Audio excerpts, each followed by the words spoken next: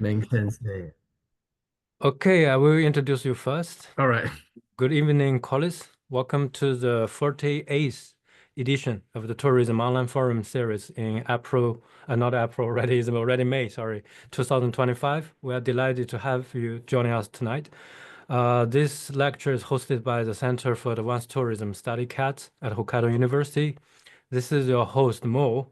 And for tonight, we have honor to have Dr. Ben.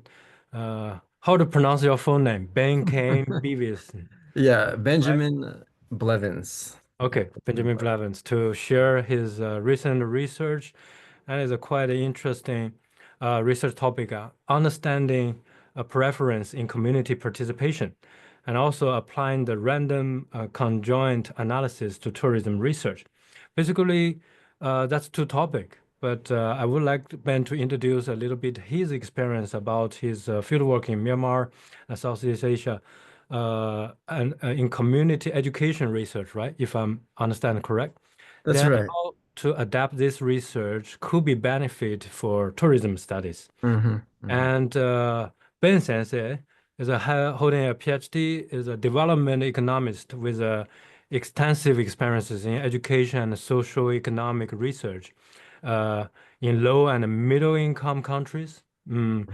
Hmm. Currently an independent researcher based in Djibouti. He has a co-authored study focused on young's employment preference, inequality, and multilingual education. His, his past role including consultancy work with the UNICEF, where he contributed to the key education development project in South Asia in Kazakhstan. And Ben Sensei is also an expertise including leading data analysis, producing policy briefs, and conducting field-based research in countries like Nepal, Myanmar, Kenya. He also hold a PhD and master degrees in development economics from Hiroshima University. So, and MSc.ecom. What is that? Can you explain that? Yes, it's another master's degree in international relations Wow. from University of Wales in the United Kingdom. Okay, wonderful. Thank you very much. And a proficiency in multiple languages, and he's also committed to advancing education policies and sustainable development initiative globally. So Ben Sensei is not directly engaged with the tourism, but he is rooted with a community-based study, education, and research methods. So it is an honor to invite Ben Sensei to share his knowledge and please note that this online lecture will be recorded and uploaded to our YouTube channel of CATS. So let's invite Benson to hear his lecture. And please leave your comments and question below in the Q&A box, or you can also ask question after the lecture. So if you need a subtitle generation, you can also open the caption function. Make sure you can read the English transcription. Okay, Ben Sensei, the floor is yours. All right. Well, Mm. thank you, Mo Sensei. It's a honor to be here and to join in this CAT seminar. It's a great idea, and that you're hosting these events, and it's an honor to be a part of it. Um, Yes, so thank you for the introduction. I think you summarized it nicely. I have most of my life, well, as I said, the last 20 years I've been working outside of, I'm from the United States. I'm American. I have my bachelor's degree in from the United States. But after that, I moved abroad. I was doing volunteering and then development work in mainly in Africa, but as well as in South America, Southeast Asia. So for the past 20 years, it's been predominantly in developing countries, mainly in Africa. And my research has been matching that trajectory. So development broadly, but education most specifically. And so I'll just get into a little bit about this lecture. So as you can see by the title, Revealing Preferences for Teachers in Rural Myanmar. So this is basically a study that I did a few years ago that's been published, and I can share the link to that paper with Mo Sensei. for anybody interested. It was basically looking at preferences, like trying to see what teachers prefer.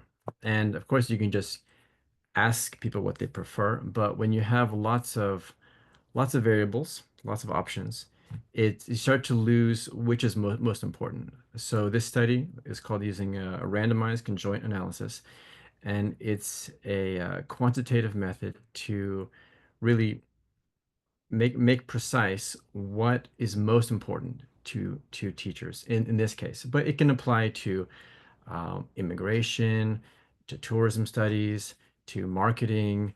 Um, so it has a very wide breadth. So I'll get into a little bit about what we're going to cover in this lecture. So in broadly speaking, we're just going to look at what my study, this particular study, looked at. What was the focus of the study? How it was conducted? What were the findings? And then I'll. Sorry, Ben Sensei. Mhm. Can you into the full screen? Now it's just your PPT screen. Oh, sure, sure, sure. Mhm. Yeah, Let's see. slideshow maybe. Oh yeah, sorry, it's right here. Yes, yes. Okay, there you go. Perfect. Thank you. Okay, okay, that's fine, right? Is that fine? You can see it? You Yes, can see perfect. it? Okay, great. So this is the first page, second page, all right? So this is a bit of the overview of the lecture, and I'll just skim through this. Like I said, first I'll discuss a little bit about the actual study I did in Myanmar, and then more broadly how this conjoint analysis can be used in maybe for tourism research or in anything in like community development where preferences need to be studied. And then basically policy implications. So first is a little bit about Myanmar. So this was my study in Myanmar happened prior to the coup d'état. Uh, and that basically is was quite a devastating impact for the country. Even now, they are currently at war. Most of the country is heavily divided by between the government controlled areas and the rebel controlled areas. In addition to that, there was just a massive earthquake that happened, which further exacerbates the problems in Myanmar.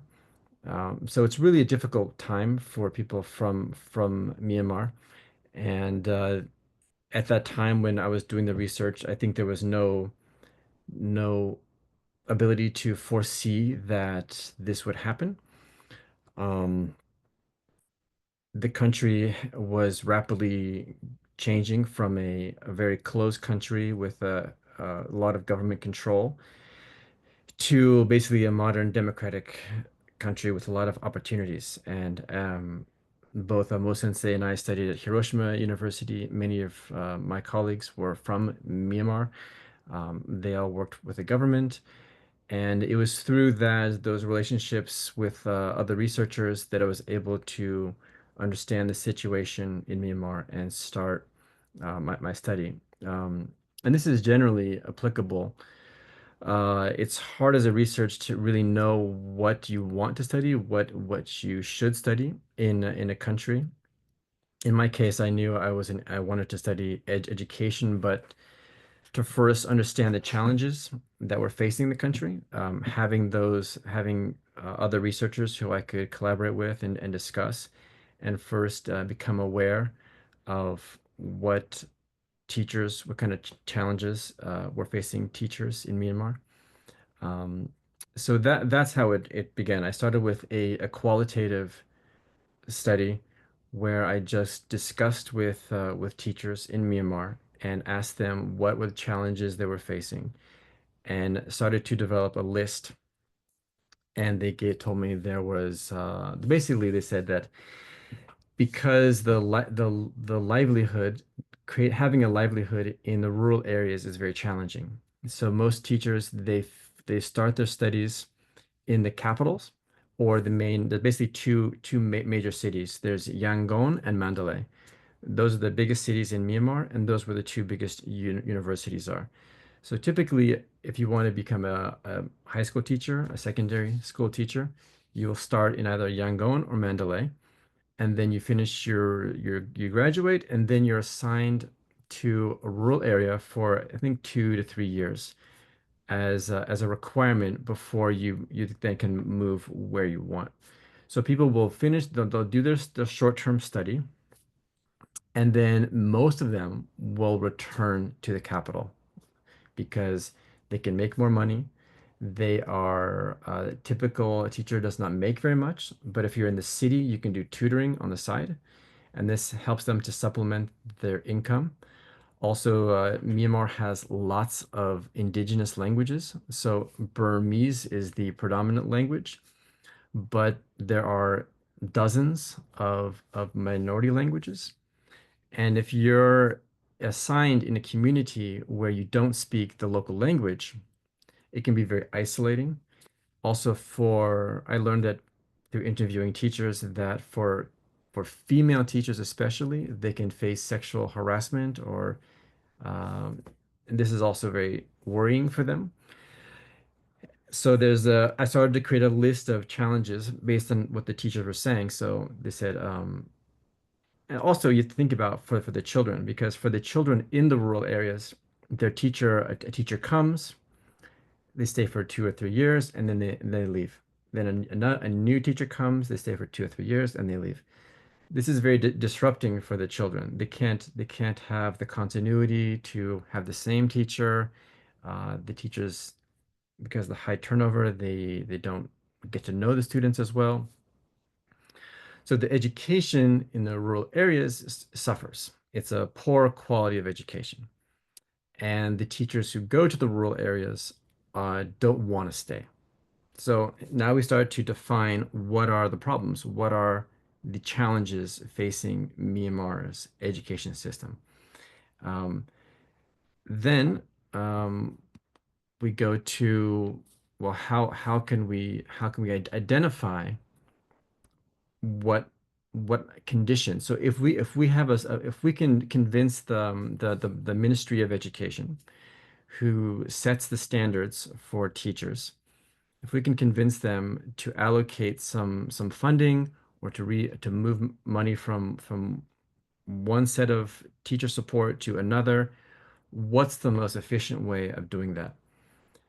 First, we have to understand what the problems are and then what the preferences of the teachers are. Because if the teachers aren't satisfied with the conditions in the rural areas, they won't stay. And of course, this education in developing countries is almost always underfunded. So any any money or materials or um, training has to be allocated very wisely. So this was the objective, and then I learned about this methodology called conjoint analysis, especially randomized conjoint analysis, and this comes from the business and marketing schools, where they're able to look at something as whether it's a computer or a vehicle or even like a restaurant menu, and they can using statistics, they can create different samples where they can test what people might prefer, one or the other. So let me explain a little bit about how this works, since most of you have a qualitative background. This is a little bit of a detour into seeing how a quantitative researcher will use statistics to help them define what their research objectives are. So in this example, we have a dice. We have two dice. Um, we know, maybe somebody tells us that one of these dice is is not accurate. So it's maybe a dice for cheating. We know one is good, we know one is bad, but how do you find which one is good and bad? Well, the simple way is to roll them, right? Roll them, but how many times do you have to roll them to identify that one is the good dice and one is the bad dice? So in any given dice, you have six sides, right? And so if you roll it once, you have a 1 in 6 probability, right? So that would be a perfectly accurate dice. You roll it, and there's a 1 out of 6 chance that one of those numbers is going to come up. But as you know, even if with a coin, if you flip a coin, you have maybe a heads and a tails on a coin. It's possible to flip a coin and get heads 4 times in a row. It doesn't mean the coin is bad. This is a possibility. Also, you can roll a dice and you can get three times in a row, or you can get two 6 times in a row. It's unlikely, but it can happen. So how many times do you have to roll it to know that it's fair? So you know that each side has a 16% probability of coming up. But the short answer is you need a minimum of 30 rolls to know if your dice is good or bad. But if you want to be more precise and have a higher statistical confidence, you should roll that dice 150 times, each one, right? And why is that? Because the more you roll it, the more data you're going to have on each dice to see that it reaches that standard of 16% for each face of the dice. So how that relates to the study is basically this. So what we had, this is an actual sheet from our research.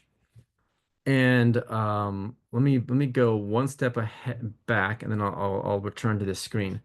So what I did is I first identified what are the main problem areas for teachers. And that is defined by this thing called attributes. So in this area of attributes, these are the things that the teachers complained about most. One is, are they allowed to have work outside of the class time? And so I can define that as a yes or a no.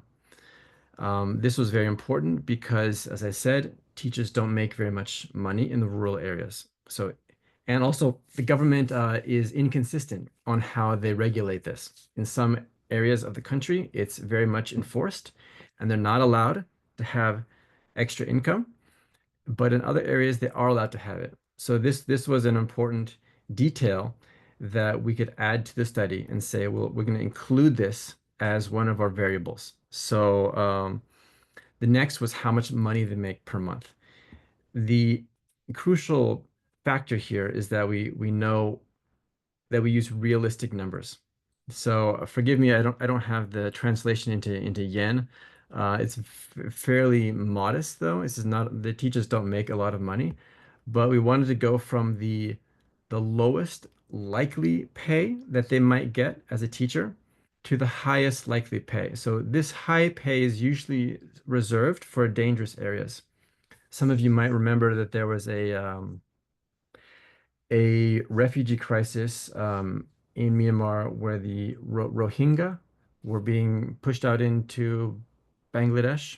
Um, so teachers who were working in this area, this Rohingya area, they were making 300,000 chat per month, where a teacher in maybe a city might make half that. So we used realistic parameters to say what's the lowest side and what's the highest side. Next is travel home. Many of the teachers are quite far from their family, but we thought maybe if they can get like a free ride home once per month, either they get a half day of vacation, so they can leave a half day early, or 1 day off, or 4 days off per month. Next was the class sizes. This was a complaint. Sometimes class sizes are very, very large. It's very hard to teach a very big class size. So there's four categories here. This is the smallest category. So they have 25 to 35 students and one class per day. So very light load. and then the same number of students, but 3 to 4 classes per day. Then a large class of students once per day, and then a large number of students 3 to 4 times per day.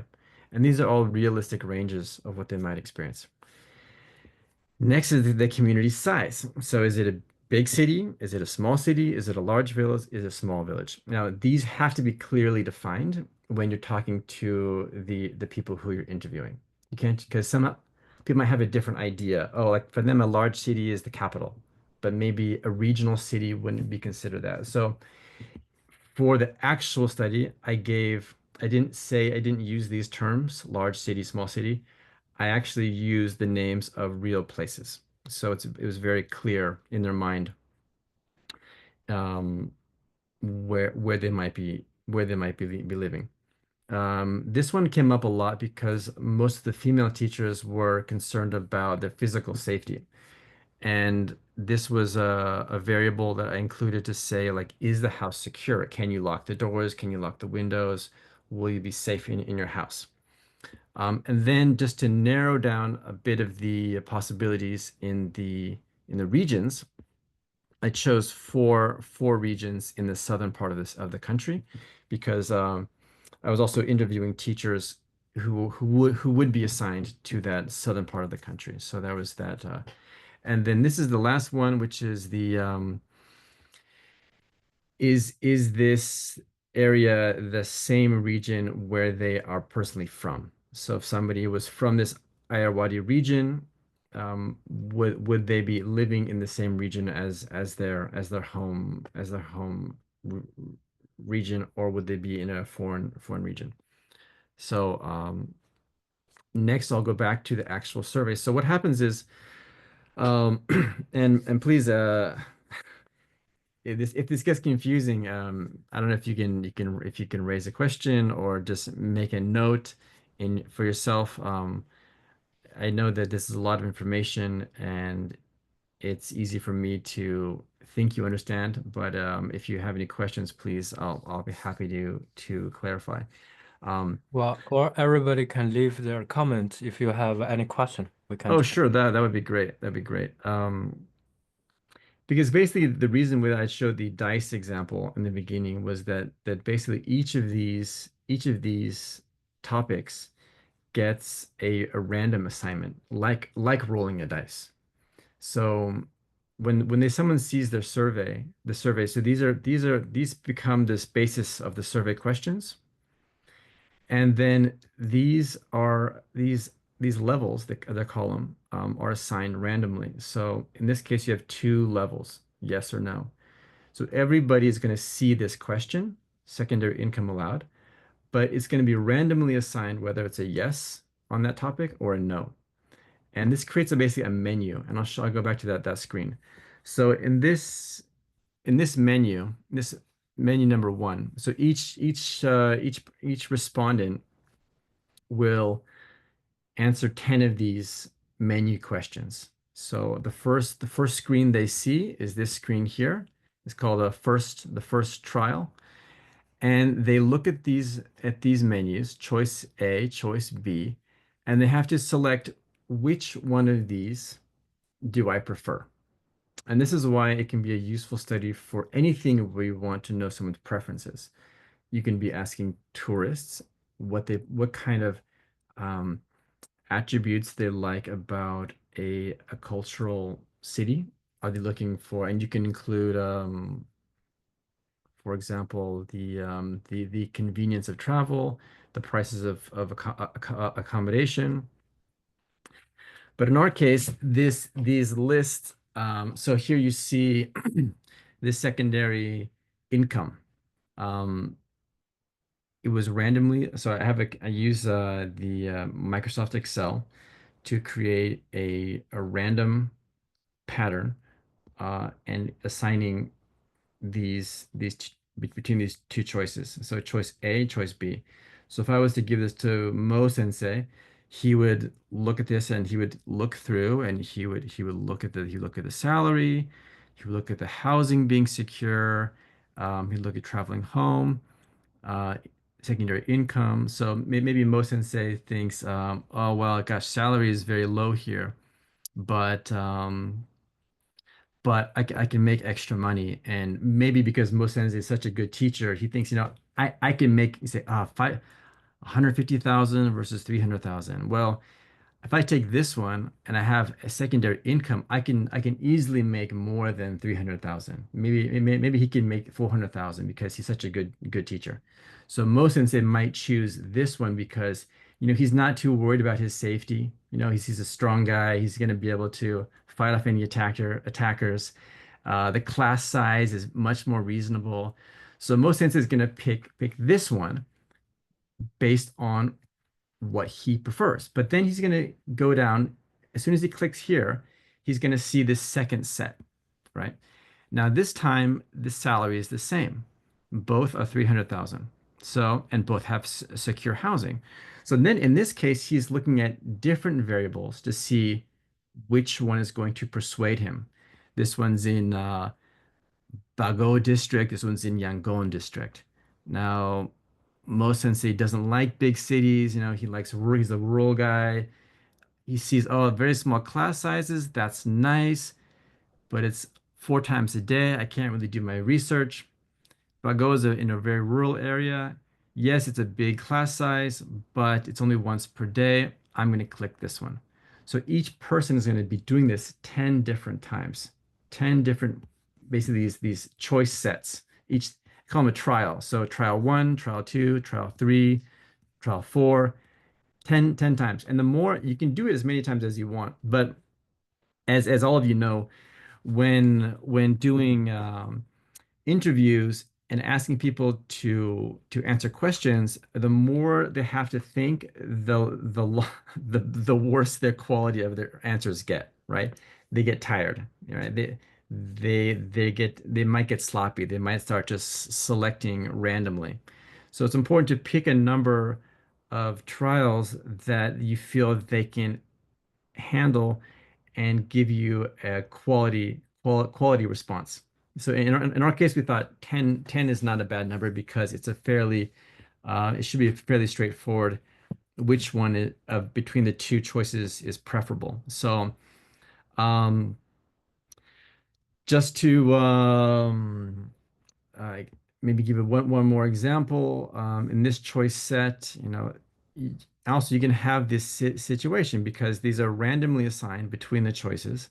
You can have identical choices in choice A and choice B, but it's very unlikely you're going to have the same outcomes for both. It's almost impossible.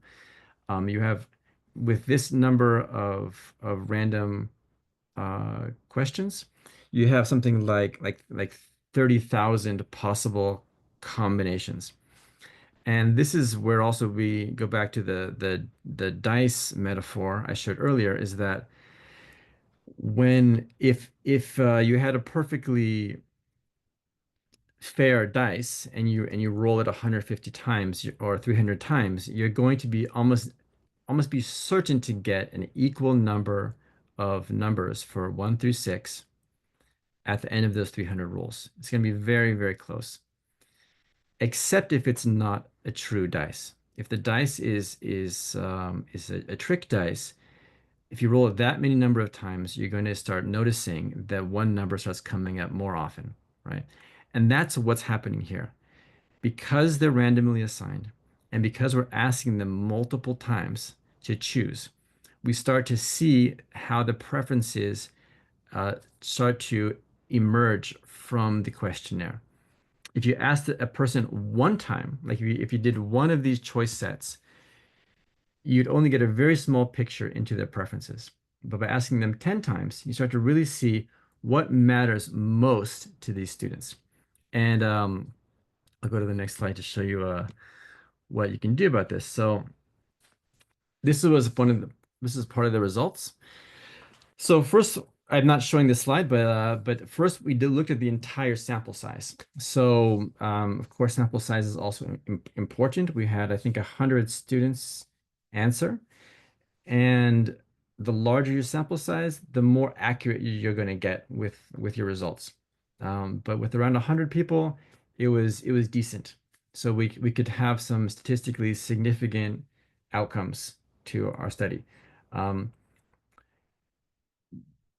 One other factor is you can look at important subgroups in your sample. So if you're looking at foreign tourists, for example, you might separate them by their country of origin. You might separate the French tourist from the American tourist, from the Chinese tourist, right, from the Vietnamese tourists. Each one you might find different characteristics from each of those subgroups. In this case, we're looking at male and female teachers. So in the case of the male teachers, they were really so the way this line works is that if the little dot is on the left side, you see this negative number down here. This means they disliked it. There was a statistically significant dislike. Where if it's on this side of the line of the red line, it's a very positive like. And these are this is not this also shows that the magnitude relative to other attributes. So, for example, the like the travel home, let's just say, you see that this is negative, but not by much. And the fact that this long line cuts through the red line means it's not a statistically significant finding. So yes, it's negative. Yes, they probably don't care too much about this. Um, but in comparison to the salary, we see how much more important salary is to the male teachers, right? So they really care about having the highest salary, whereas the female teachers didn't care as much about salary, right? So this is an important uh, attribute of this type of study using the randomized conjoint analysis is that you can see the magnitude of their preference. They like it a little bit, they like it a lot. They dislike it a little bit, they dislike it a lot, right?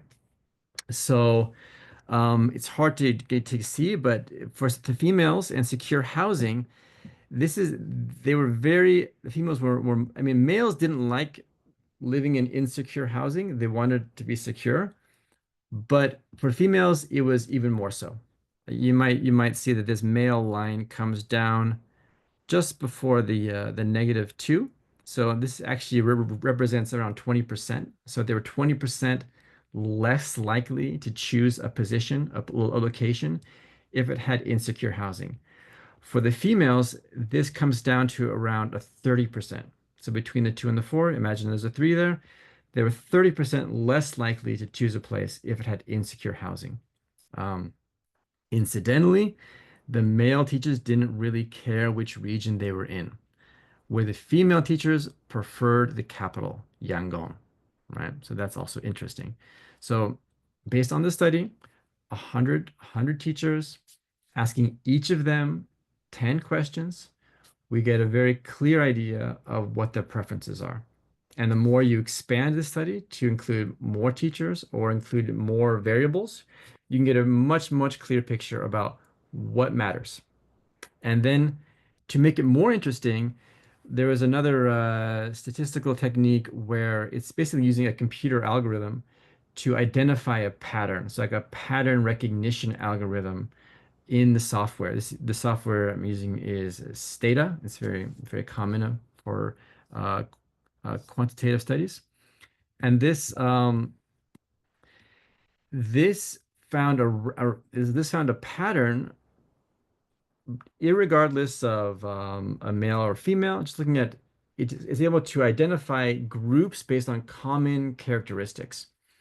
Um, and in this case, the main characteristic that it identified was salary.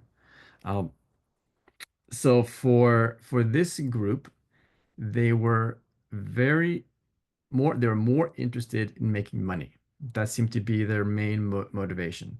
They were keen on salary, and they were hostile to places that didn't allow them to make more money. And I think this is maybe it's unfortunate, but it's reality. Not everybody wants to become a teacher because they love teaching, right? Some think of it as a secure income. And this algorithm was able to identify that within this group of 100 teachers, identified some as being motivated by job security, income. And the other group was more motivated by intrinsic interest in teaching. So that's what this was able to find. Um, and for this group two, which was the group that was truly interested in teaching, they they did they um they did not care if they did not care if the secondary income was allowed. They they did like to travel home once per month for 4 days. They did not like very big class sizes. No surprise. They didn't really want to be in a large city or a small city. They preferred a village, which was interesting.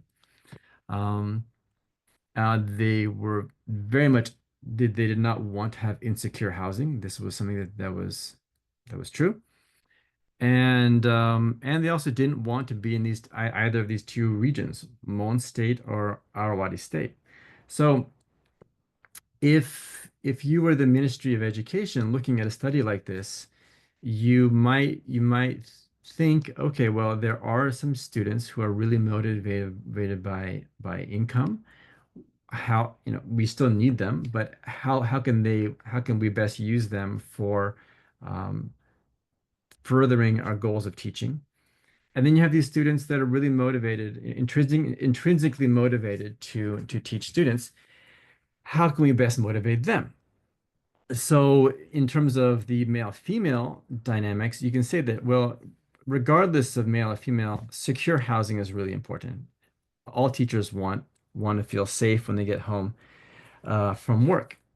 Um, Salary, both females and males would be happier with higher salary. Okay, so that's very, very obvious. Um, the what I did find also interesting is why were females so against these two states, Mon State, Arawadi State? I think partly was because they're known for insecurity. They're known for being less, and that was before the coup, before the war. So if a place has a reputation as being less secure, it's going to be much harder to attract good teachers in those areas and to keep them especially. Whereas the male teachers didn't seem to care as much. So there seems to be a possibility you could pay male teachers more to go to these unpopular areas, whereas the female teachers, you could pay them less, but then keep them in the capital or someplace where they felt more safe. So this was part of the results that we came from our study. And unfortunately, because the political turmoil now in Myanmar, we're not able to do a follow-up study. But I think that's something that I'd love to do in the future. Um, but so as I said, secure housing was ranking very high for the teachers. Salary, secondary income opportunities were important. And then you see these distinct clusters, right? Either the male-female cluster or the motivation factor is, are they motivated by money or motivated by actually becoming a good teacher? Um, I thought I would show this study, this was part of my motivation to use this method. This was a study done in the United States asking Americans about what kind of immigrant they would prefer coming into the United States. And they were similarly given a long list of attributes, and I'll show you them in the next slide. Excuse me. Um, all right, here we go. So you see there's a long list. So they had the exact same structure that I used for the Myanmar study, but they had a lot more categories and variables. So they had this binary, male, female, how much education. So no formal education, fourth grade, eighth grade, high school, all the way to a graduate degree, how fluent they were in English, where were they from, Um, what's their profession? How much job experience did they have? What were their job plans? Why are they applying to work in the United States? Have they been to the United States before? And then when they so for the respondent, exactly the same way we did it with the Myanmar study, for the people answering the question, this is what they would see. They would see this type of menu where they have to choose between immigrant number one and immigrant number two. And they would do it a repeated number of times. So I think for people looking at for community development work or tourism studies, this is exactly what you'd want to see. You'd want to identify who you're interested in studying. Is it the tourist? Is it the local community who is hosting these tourists? Is it community leaders? Is it, or maybe if you're doing more community development, you might interview the residents to see what kind of preferences they have in terms of their priorities.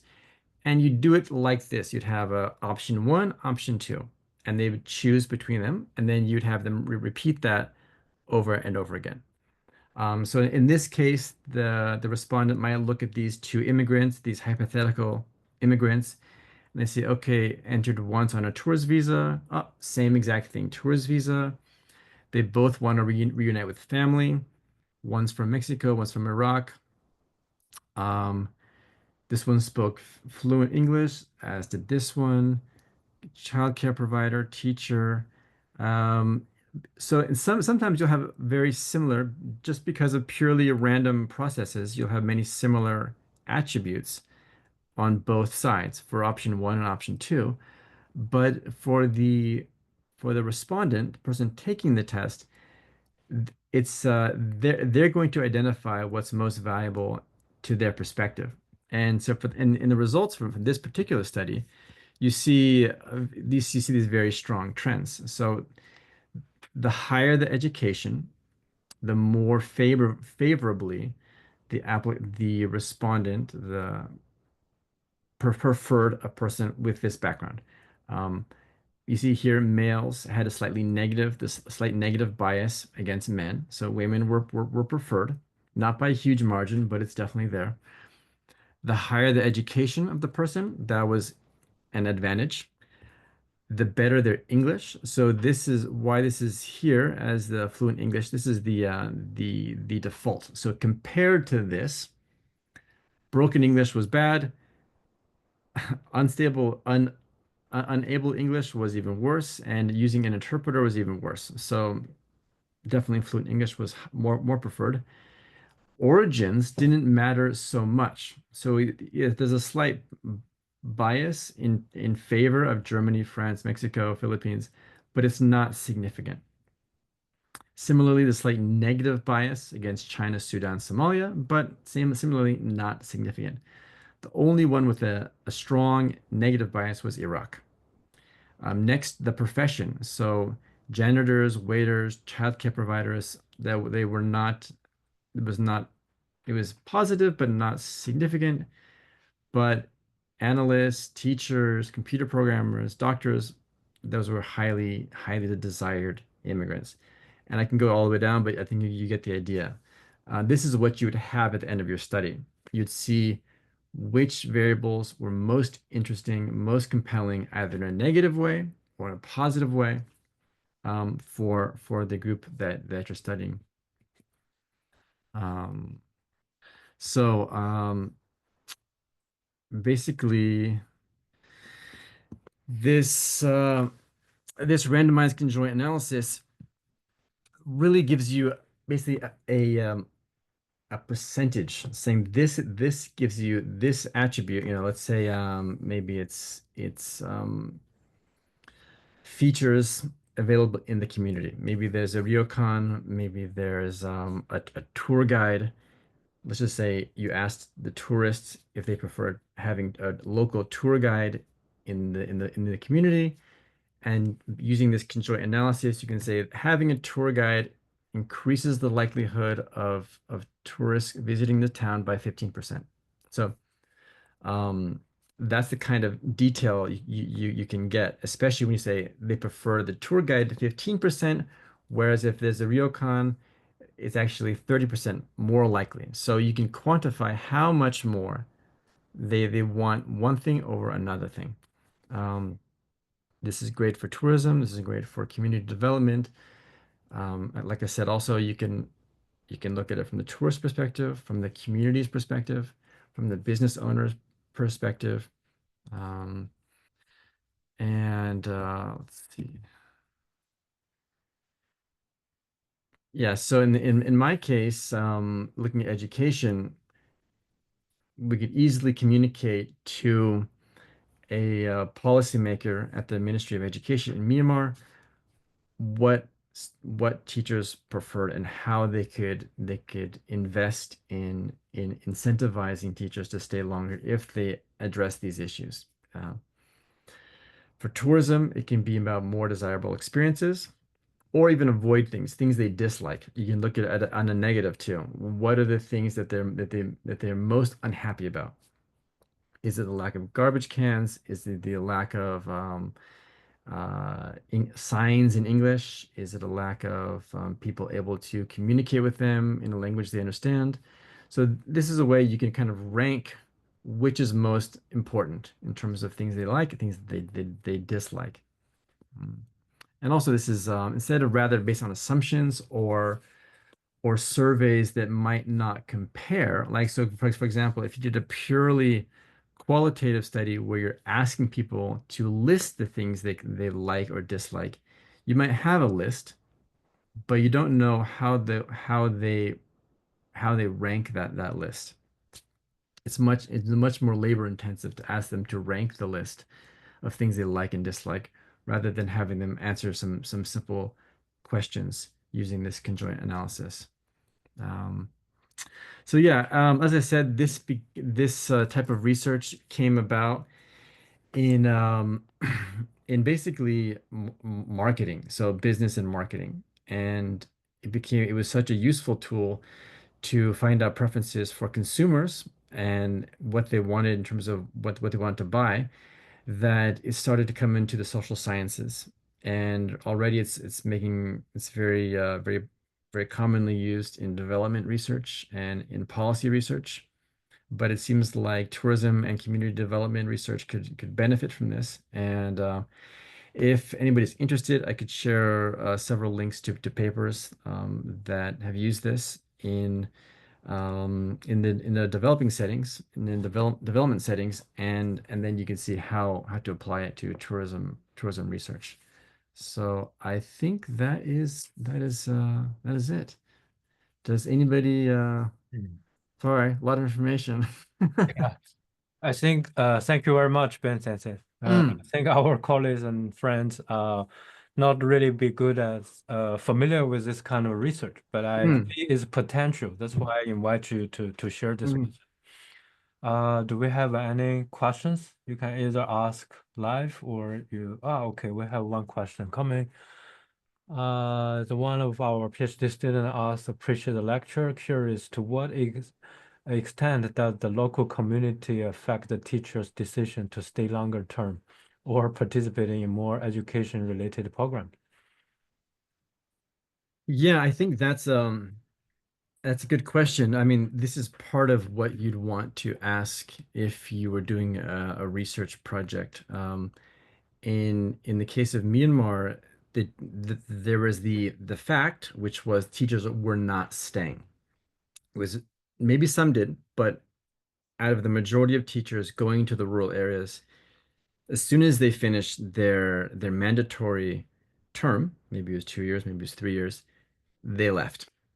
So however much they liked their students, however much they liked maybe people in the community, it wasn't enough.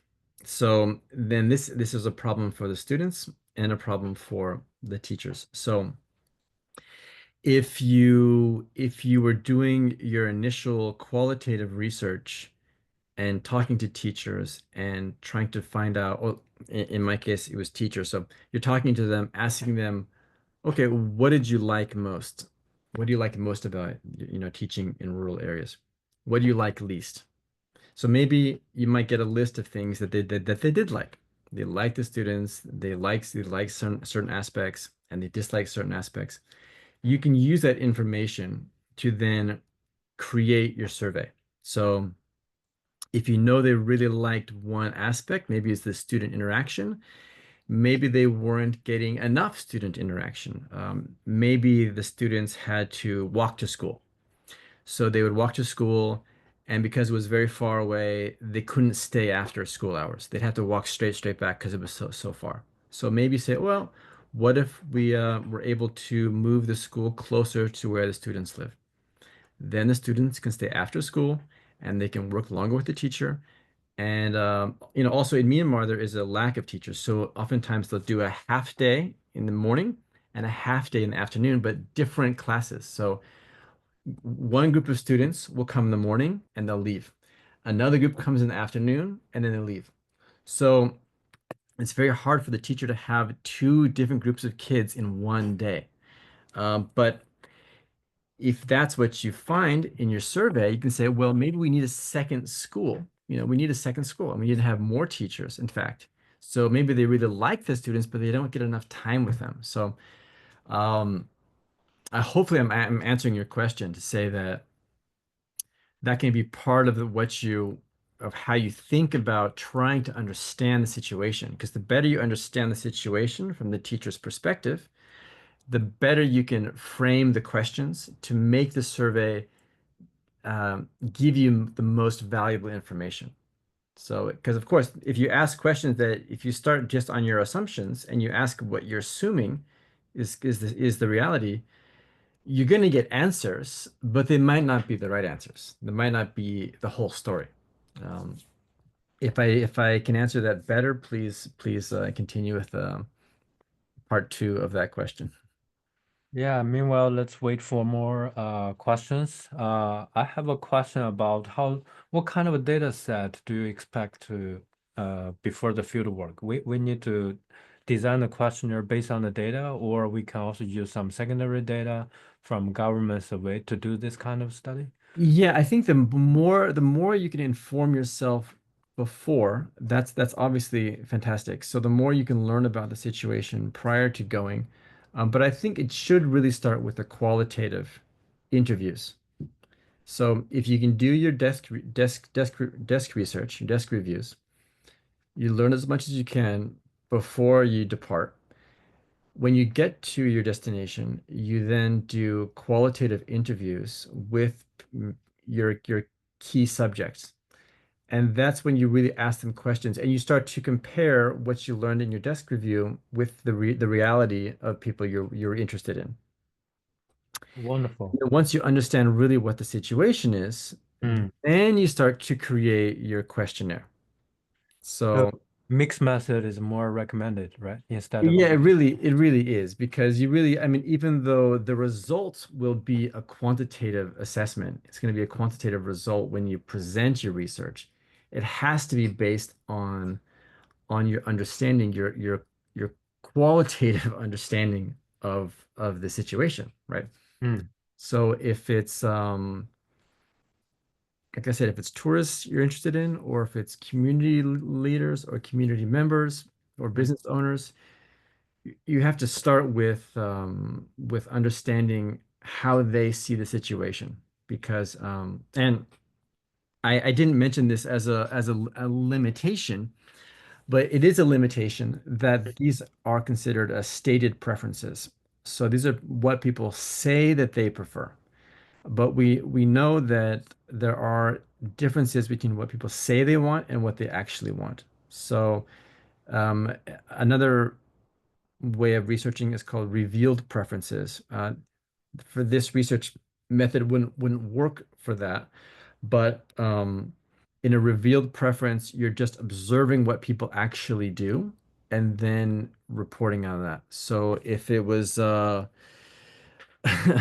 for example, if you could measure how, how secure, teacher housing was, and then you could randomly make it better or make it worse, right? You can add more locks, you can add more lights, and then just see, do the teachers stay longer or do they leave at the same amount of time? That would be actually experimenting with their environment and then seeing what the results of it is. So it's not, they are expressing their preferences by their actions, but you're not asking them, right? That's obviously much harder to do, right? It's almost impossible. So this is the second best by asking people what they prefer. In this case, it's kind of it's dealing with teachers, it's dealing with students in a large country over many years because they're doing these long-term contracts. But for like a maybe if you're looking at a tourism study, especially Japan, there's some areas in Japan with too many tourists and some areas where there's not enough tourists. So if you're looking at the impact of tourism in a place like Japan, um, it might be much quicker to compare the results of your preference surveys in a place like Kyoto with lots of tourists and a rural area with very few tourists, and comparing the results of the survey and the preference studies with the reality on the ground. So there'd be a much smaller time difference between running the experiment or the survey and seeing how those differences might affect the problem. Right. Mhm. Okay, we also have some PhD students here from Vietnam, from China, from Finland, and Japan. Oh, So great. I really encourage everybody ask question because Ben Sensei is not an academic, but he's on the front line of those kind of fields research. So if I any experiences with field work or his experiences in UNICEF, this is a perfect person you want to talk about. Also, how academic can really make a career path out of university, go to the NPOs and the United Nations organizations. That's probably some of you also interested, right? Any other question? Do we have one more follow-up question? I will read this one first. From the P teacher's point of view, what kind of a career advancement and new opportunities are available when the teachers go and work in rural Myanmar, between urban and rural?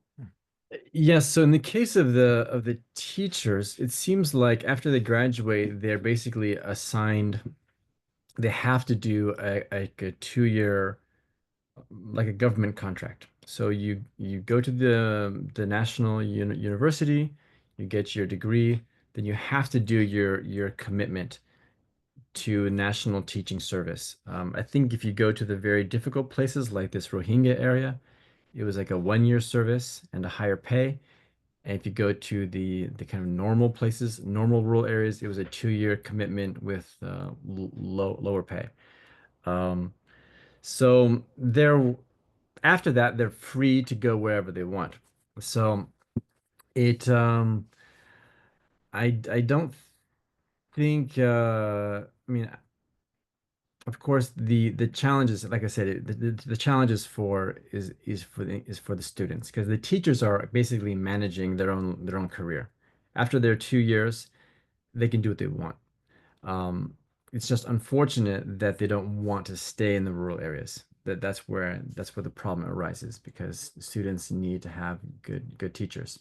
Um, but I hope to answer the question. If I may, Mo, if anybody is interested in applying their research to like a job with the United Nations or NPOs, there there is a big need for people with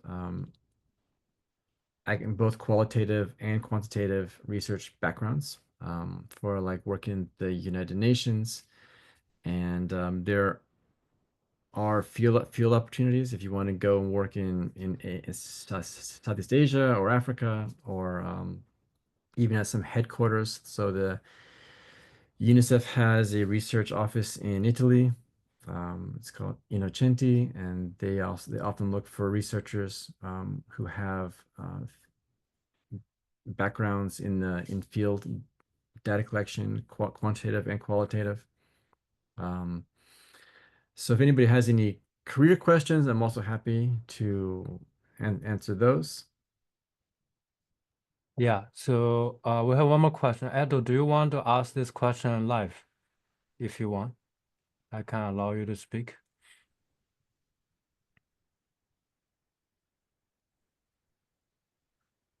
Hello, can you hear me? Yes, Yes. I can hear you. Mm. Yes, perfect. I'm at the office, so I don't have my better mic here.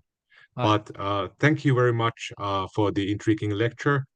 I just thought that regarding my question, like the randomized conjoint analysis seems kind of like at kind of first glance simple that you compare the different options Mm. presented. But then I think as a researcher who primarily does qualitative research, I think it would be really difficult to kind of apply in my own research. I believe there would be a lot to learn. But I would be kind of, I understood from your explanation is that kind of the core strength of the analysis would be kind of seeing the different kinds of trade-offs between the variables that you're analyzing. And kind of like especially because I'm researching values myself. Hmm. This seemed like it would be really nice to actually distinguish because values are difficult to kind of measure by themselves. But I thought that this would be maybe a really nice tool to see how these values can lead to what kind of decision making actually. So I guess my question is like, would it this randomized conjoint analysis be useful in kind of analyzing these kind of trade-offs regarding decision making? Yeah, I mean, I think for studying values, it's at least the interesting part for me would to understand which the basically let's say the magnitude of the impact. So in the case of this slide I had earlier with the immigrants, I'll bring it up again.